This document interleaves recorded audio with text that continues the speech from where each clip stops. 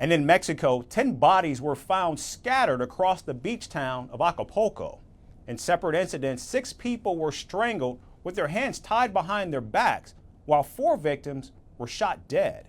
Now, media reports have linked these killings to organized crime syndicates. In fact, Mexico's drug cartels are infamous for killing their victims either by strangling them or by gunning them down. Acapulco was once a glamorous tourist spot. In fact, many A-list celebrities had homes in the seaside town before it was overrun by drug gangs. Last year, disputes between cartels led to almost 2,000 murders in the area alone. And while cartel violence is nothing new to Mexico, bloodshed in the country has spiked ahead of the country's general election, which is scheduled for June 2nd. Gangs have even started using sophisticated methods like bomb-dropping drones and improvised explosive devices to instill fear among the electorate. Government data shows April marked the most lethal month in Mexico this year, as the drug cartels see the election as an opportunity to seize more power. Reports say they've murdered more than 100 people in politically motivated killings, including around 20 political candidates since January. Now, this has put both politicians and civilians at risk across the entire country.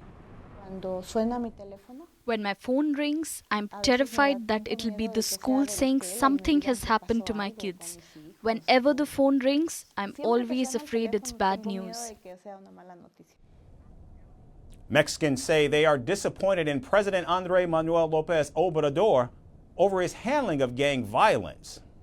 I don't know why my government, my president, doesn't come down with a heavier hand against these cartels. I feel disappointed.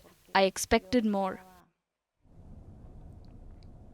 Now, despite disbanding a corrupt federal police and replacing it with 130,000 strong National Guards, Obrador's government has failed to stop drug cartels from running rampant. And the 2 candidates vying to be Mexico's next president have not offered any concrete proposals to tackle the cartels either. It's also worth noting that Mexico will choose between 2 women presidential candidates, a first in the country's history. Now, as the battle between the government and drug cartels continues, innocent Mexicans are caught in the crossfire. From impeachments to inaugurations, if it's a political story, we are on the scene. The race for the White House is heating up. We're beating Biden. How dare he say that? If it's breaking news, we're live with the latest coverage. From the White House, the State Department, and Capitol Hill, we know the issues, but above all, we know the players to bring you the latest in-depth analysis on all the key stories that we're covering.